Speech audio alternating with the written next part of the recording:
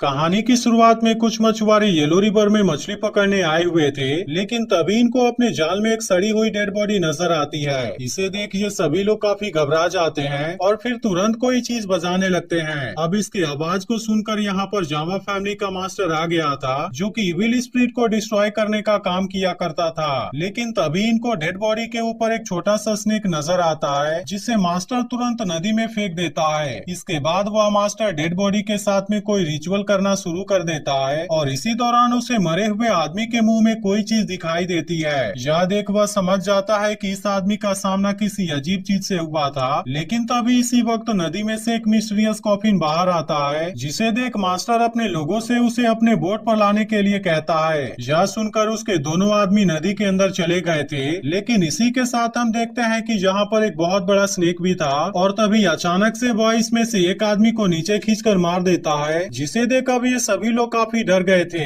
इसलिए मास्टर अपने दूसरे आदमी को वापस आने के लिए कहता है, लेकिन तभी अचानक से वह स्नेक उसे भी अंदर खींच लेता है और अब इस बात से मास्टर भी काफी घबरा गया था। तभी गोल्डन स्नेक इनके बोट के ऊपर भी अटैक कर देता है और मास्टर भी अब पानी के अंदर गिर गया था। लेकिन फिर वह यहाँ पर एक बेल का यूज करने लगा था, जिसके मदद से वह पानी के अंदर देख पा रहा था। इसके बाद वह गोल्डन स्नेक पर अटैक करने की कोशिश करता है, लेकिन इस बात से गोल्डन स्नेक इस पर गुस्सा हो गया था और इसीलिए वह मास्टर पर अटैक करके उसे नदी में गिरा देता है। पर मास्टर भी खुद को बचाने के लिए कुछ नहीं कर पाता और गोल्डन स्नेक उसे भी यहीं पर मार देता है। फिर कहानी 22 साल बाद की दिखाई जाती है, जहाँ येलो रिवर के किनारे बसे लोगों की कंडीशन और भी ज्यादा खराब हो गई थी, क्योंकि अब इनके पास में खाने का कोई सामान भी नहीं बचा था। यहीं पर हम तेई नाम के आदमी को भी देखते हैं, जो कि असल में जावा फैमिली का वंशज है और इसी के साथ हम यहाँ पर उसके इकलौते बेटे बाई को भी देखते हैं। तभी पता चलता है कि यहाँ से कुछ दूरी पर एक बहुत बड़ी बोट आई है, इसलिए भाई अपने दोस्तों के साथ में वहाँ पर चोरी करने के लिए चला जाता है। लेकिन भाई यहाँ पर अपने फैमिली का गोल्डन बेल भी लेकर आ गया था। फिर ये सभी लोग बोट के ऊपर सामान की चोरी करने के लिए आ जाते हैं, लेकिन तभी यहाँ के लोग इनको देख लेते हैं, इसीलिए भाई अपने सभी साथियों को यहाँ से भाग जाने के लिए कहता है। तभी इसी बीच मास्क पहना हुआ वेन नाम का आदमी भाई के साथ में फाइट करने लगा था, जिसके बाद भाई तुरंत नदी में कूद जाता है। अब इस तरह से भाई और उसके साथी खाने का सामान चोरी करने में कामयाब हो गए थे, लेकिन वहीं दूसरी तरफ गोल्डन बेल बोट के ऊपर ही गिर गया था, जिसे वेन की डॉटर चेन अपने पास में रख लेती है। अब इधर भाई और उसके साथी काफी खुश नजर आ रहे थे, लेकिन इन्होंने मीट का एक पैकेट भी चोरी किया था, जिसका ब्लड पानी के अंदर गिर रहा होता है। तभी अचानक से इनके सामने वही अजीब सा कॉफिन आ जाता है। इसे देखते ही सब तुरंत यहाँ से भागना शुरू कर देते हैं, लेकिन इसी वक्त गोल्डन स्नेक भी इनके सामने आ जाता है और वह इनके बोट के ऊपर अटैक कर देता है। फिर भी बंटी और भाई किसी तरह से बच गए थे और इसलिए दोनों तुरंत अपने गांव की तरफ भागने लगते हैं। वहीं अब गांव वालों ने भी यह सारा नजारा देख लिया था